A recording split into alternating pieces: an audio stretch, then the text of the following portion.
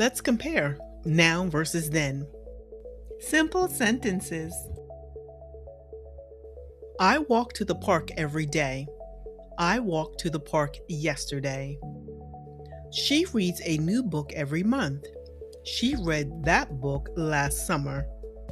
They eat lunch together. They ate lunch at noon. He works at a local bank. He worked there last year. Continuous sentences. I am studying for my exams right now. I was studying when the power went out. It is raining outside today. It was raining all morning. We are baking a cake. We were baking when the timer rang. Perfect sentences.